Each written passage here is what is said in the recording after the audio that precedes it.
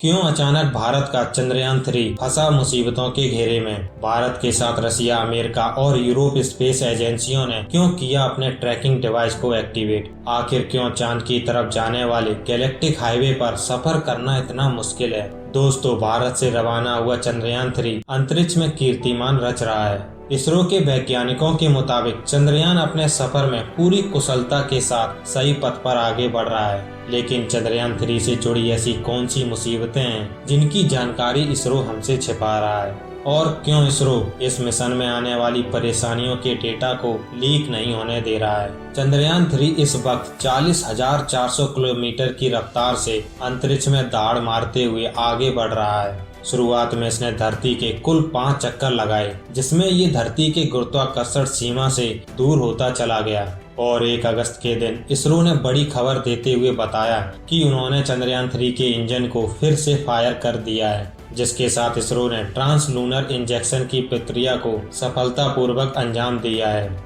दरअसल दोस्तों, चंद्रयान मिशन की ये प्रक्रिया काफी ज्यादा मुश्किल थी, क्योंकि अगर इसमें इंजन को कम या ज्यादा समय के लिए फायर किया जाता तो पृथ्वी के गुरुत्वाकर्षण की सीमा इस पर हावी हो जाती और इसे अंतरिक्ष में कहीं दूर फेंक देती। और अगर ये एक बार किसी गलत ऑर्बिट में चला जाए तो इसे सही करने में काफी समय और ताकत लग जाती। इसके लिए चाहिए होता है ईंधन। ऐसे में अगर ईंधन पूरा खत्म हो जाए तो हम चाहकर भी चंद्रयान को चांद तक नहीं भेज पाते। लेकिन इसरो के बुद्धिमान वैज्ञानिकों ने बड़ी ही कुशलता के साथ इस प्रक्रिया को अंजाम देकर चंद्रयान-3 को लूनर ट्रांसफर ट्रेजेक्टरी यानी कि LTT में भेज दिया है। चांद तक जाने वाले इस लंबे हाईवे पर चंद्रयान अगले कुछ दिनों तक सफर करने वाला है। लेकिन दोस्तों, इसी बीच चंद्रयान-3 को लेकर एक बड़ी खबर सामने आई है, क्योंकि अब अचानक से अमेरिकी स्पेस एजेंसी नासा ने अंतरिक्ष में अपने नेटवर्क का घेरा डाल दिया है। वहीं चंद्रयान पर अब फ्रांस की स्पेस एजेंसी भी अपनी नजर गड़ाए बैठी है और बेंगलुरु के इसरो की telemetry tracking and command network team के वैज्ञानिक भी 24 घंटे चंद्रयान के साथ साथ पूरे अंतरिक्ष में अपनी नजर गड़ाए बैठे हैं, क्योंकि अब चांद के रास्ते में कुछ भयानक मुसीबतें चंद्रयान-3 का इंतजार करते हुए दिखाई दे रही हैं। इसी वजह से पूरी दुनिया के स्पेस एक्सपर्ट्स की धड़कनें बढ़ चुकी हैं। साथियों, नीचे बैठे हमें ये मिशन जितना आसान लग रहा है, असल में ये दिन प्रतिदिन ज्यादा मुश्किल होता जा रहा है। तो चलिए अब जानते हैं कि आखिर ये कौन सी मुसीबतें हैं जिसने इसरो के वैज्ञानिकों की नींद उड़ाकर रख दी है और वो किस तरह से इन मुसीबतों का सामना करके चंद्रयान-3 को चांद तक पहुंचा पाएंगे। तो जैसा कि आप जानते हैं, इस वक्त चंद्रयान-3 चांद की 3,84,400 किलोमीटर की जर्नी पर है। लेकिन ये डिस्टेंस तो चांद की तरफ एक सीधी रेखा में है, जबकि चंद्रयान-3 तो पृथ्वी के अंडाकार चक्कर लगाते हुए चांद के हाईवे को पकड़कर चांद तक पहुंचेगा। इसके बाद ये चांद के भी अंडाकार चक्कर लगाएगा,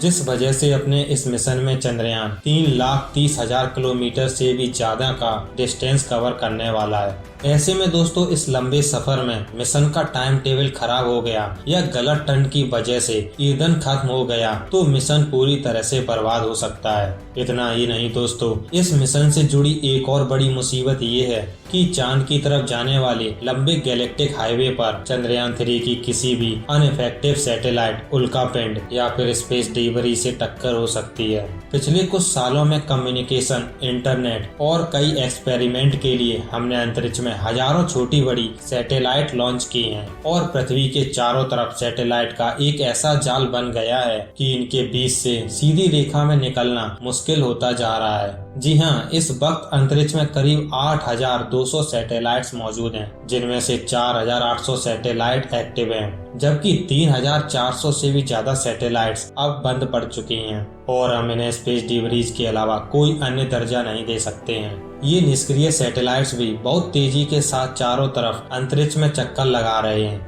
इसके अलावा दोस्तों, जब भी हम किसी भी स्पेस क्राफ्ट को अंतरिक्ष में भेजते हैं या फिर वापस धरती पर लाते हैं तो उस स्पेस क्राफ्ट के कुछ पार्ट्स हमें वहीं छोड़ने पड़ते हैं, जो कि लावारिस होकर हजारों सालों तक अंतरिक्ष में यहाँ वहाँ तैरते रहते हैं। ऐसे में दोस्तों, इन सैटेलाइट्स और स्पेस डिबरीज से बचना काफी मुश्किल टास्क होता है। वहीं साथियों, अंतरिक्ष में चंद्रयान-3 को बहुत कम तापमान यानी -100 डिग्री से लेकर +100 डिग्री सेल्सियस से होकर गुजरना पड़ रहा है। साथ ही आपको बता दें कि अंतरिक्ष में कोई उल्का पिंड, धूमकेतु और कई बड़े पिंड मौजूद हैं जो अनेकों ऑर्बिट में घूमते रहते हैं और कई बार तो ये अचानक से अपनी ऑर्बिट छोड़कर तेज रफ्तार में अनेक ग्रह पर क्रैश भी हो जाते हैं। हालांकि पृथ्वी का चुंबकीय क्षेत्र कई बार इन्हें दूर धकेल देता है और अगर ये वातावरण में प्रवेश कर भी जाते हैं तो वायु के घर्षण से जलकर राख हो जाते हैं। लेकिन पृथ्वी के गुरुत्वाकर्षण सीमा से बाहर चंद्रयान 3 की रक्षा के लिए उसके अपने अलावा और कोई मौजूद नहीं है।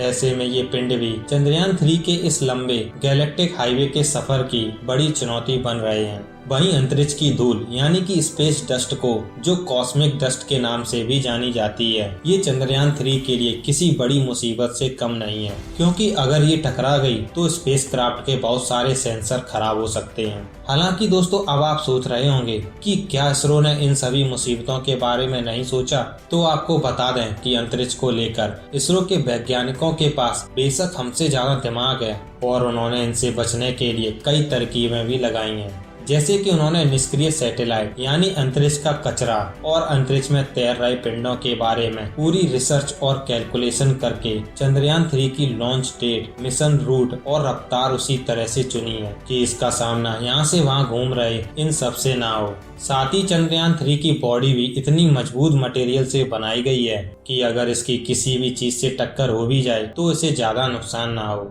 और स्पेस डस्ट से बचने के लिए इसके सभी उपकरण पूरी तरह से कवर्ड हैं। अगर आप सोच रहे हैं कि आने वाले दिनों में चंद्रयान पृथ्वी से दूर निकलकर चांद की गुरुत्वाकर्षण सीमा में पहुंच जाता है तो सब कुछ ठीक हो जाएगा, तो अब आपको बता दें कि चांद पर पहले से ही कई सारी मुसीबतें चंद्रयान 3 का इंतजार कर रही हैं, जिनके बारे में सोचकर ही वैज्ञानिकों के शरीर में सिरहन मच रही है। जी हाँ, चांद की सतह पर मीटियोरॉइड्स का शोर हो रहा है, यानी यहाँ पर छोटे से लेकर बड़े उल्का पिंडों की तेज बरसात हो रही है। हालांकि ये उल्कापिंड पृथ्वी से गिरते हैं लेकिन वातावरण के घर्षण की वजह से जलकर नष्ट हो जाते हैं, जबकि चंद्रमा का एटमॉस्फेयर बहुत ही ज्यादा पतला है और वहाँ की ग्रेविटी भी पृथ्वी से बहुत ज्यादा कम है। ऐसे में दोस्तों, चांद पर छोटे से लेकर बड़े उल्कापिंड काफी तेज रफ्तार में गिरते हैं। रिपोर्ट्स के मुताबिक चांद पर 20 किलोमीटर प्रति सेकंड से लेकर 72 किलोमीटर प्रति सेकंड की रफ्तार से उल्कापिंड चांद की सतह से टकराते हैं, जिससे चांद पर काफी तबाही मचती हुई दिखाई देती है। इसी वजह से पिछले करोड़ों सालों में चांद की सतह के गड्ढे धीरे धीरे करके बड़े होते जा रहे हैं। वहीं इस टकराव से काफी ज्यादा धूल भी पैदा होती है, जो स्पेसक्राफ्ट के कैमरे और लेजर वाले उपकरणों को धुंधला बना देती है। हालांकि दोस्तों, इसरो के वैज्ञानिकों ने काफी ज्यादा स्टडी करके ये पता लगाया है कि 23 अगस्त के दिन चंद्रयान का विक्रम लैंडर जहां पर उतरेगा वहां उल्कापिंड नहीं गिरेंगे। फिर भी ऐसा हुआ तो इन्हें जल्दी अपना लैंडिंग साइट बदलना पड़ेगा। इसी वजह से इसरो दुनिया की दूसरी स्पेस एजेंसियों की ट्रैकिंग डिवाइस की भी मदद ले रहा है। बता दें कि इसरो के चीफ ने एक मीडिया इंटरव्यू में कहा कि चांद पर लैंडिंग के आखिरी 15 मिनट हमारे लिए काफी मुश्किल होने वाले हैं। पिछली बार चंद्रयान 2 मिशन इन्हीं आखिरी 15 मिनटों में फेल हुआ था। दरअसल लैंडिंग के दौरान विक्रम लैंडर की रफ्तार 8000 किलोमीटर प्रति घंटे से घटाकर 7.2 किलोमीटर प्रति घंटे तय करनी होगी, जिसके लिए वैज्ञानिकों को लैंडर के साथ लगातार कम्युनिकेशन बनाए रखनी होगी और ऑटोनोमस मोड पर ही इसके थ्रस्टर को ऑन ऑफ करके इसकी रफ्तार कम करनी होगी। ऐसे में वैज्ञानिक यही उम्मीद लगाए बैठे हैं कि इस वक्त चांद पर उल्कापिंड ना गिरें, ताकि उनकी वजह से उड़ती हुई धूल लैंडर के कैमरे को धुंधला न बना दे और इससे सेंसर पर भी कोई दबाव न आए। जबकि इस बार का विक्रम लैंडर पिछले वाले लैंडर से ज्यादा पावरफुल और एडवांस है। साथ ही चंद्रयान 2 का ऑर्बिटर भी पिछले 4 सालों से यहाँ लगातार घूम रहा है और उसी के द्वारा खींचे गए फोटोज की बदौलत हम चंद्रयान 3 के लिए पहले से ही बड़ी और सुरक्षित लैंडिंग साइट चुनने में कामयाब हो पाए हैं। वहीं चंद्रयान 3 के इंटीग्रेटेड मॉड्यूल भी जब चांद की कक्षा में प्रवेश करेगा, तब चंद्रयान 2 का ये ऑर्बिटर इस पर अपनी आंखें यानी कि कैमरों को टिका देगा, ताकि इसरो को इसके बारे में सही जानकारी मिले, जिससे कि सुरक्षित लैंडिंग के साथ हमारा चंद्रयान 3 सफल हो जाए। तो दोस्तों, आज की इस वीडियो में बस इतना ही। अगर आपको हमारी ये वीडियो पसंद आई हो तो इसे ज्यादा से ज्यादा शेयर करें और ऐसी इंटरेस्टिंग वीडियोस देखने के लिए हमारे चैनल को सब्सक्राइब भी जरूर करें। साथ ही बेल आइकन को भी प्रेस जरूर कर दें, ताकि हमारी नई वीडियोस की नोटिफिकेशन आपको मिलती रहे। धन्यवाद।